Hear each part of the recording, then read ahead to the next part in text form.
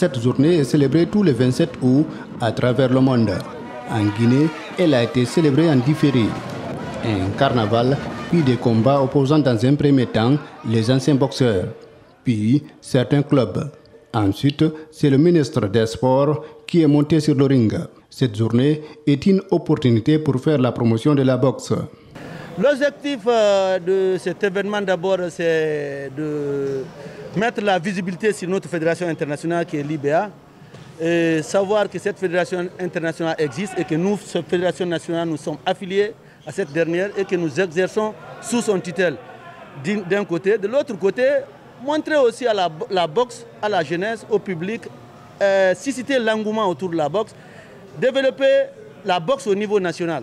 Le ministre des Sports, lui-même ancien boxeur, trouve qu'il y a plusieurs jeunes talentueux en Guinée, mais ceux-ci ont besoin d'encadrement. Parce que finalement, la boxe, ça reste quand même un sport dangereux. Et on a beau dire ce qu'on veut, quand on prend des coups sur la tête, c'est pas bon. Et donc il faut apprendre évidemment la boxe éducative, apprendre la technique aux jeunes. Et donc avec le président de la fédération et tout le staff technique, on essaiera vraiment de faire venir les plus grands entraîneurs du monde et aussi des bons arbitres dans le monde pour venir former nos coachs et accompagner effectivement et encadrer et développer la boxe éducative pour qu'on ait non seulement des beaux boxeurs, mais qu'on ait aussi des boxeurs préservés. La fédération se prépare aussi pour le championnat d'Afrique prévu fin septembre au Mozambique.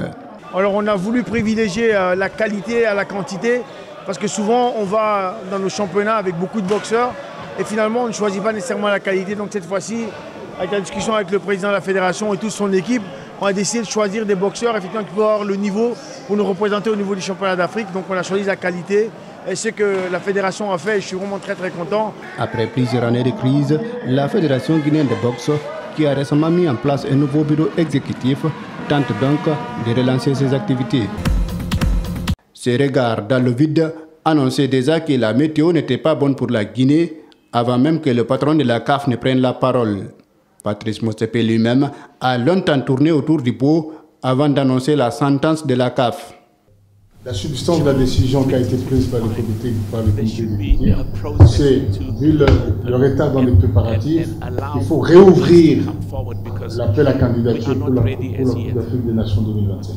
Le président de la Confédération africaine de football sait que c'est une grande décision, mais il estime qu'elle s'impose à l'institution qu'il dirige. La Guinée n'a à date aucun stade homologué pour abriter les rencontres internationales. L'organisation de la compétition est retirée à la Guinée, mais la CAF n'abandonne pas le pays de Pascal Fendino, Souleymane Serif et de Titi Camara. Elle va accompagner la Guinée dans son élan de construire des infrastructures sportives. À défaut de la CAN, la Guinée peut postuler pour le championnat d'Afrique 2025.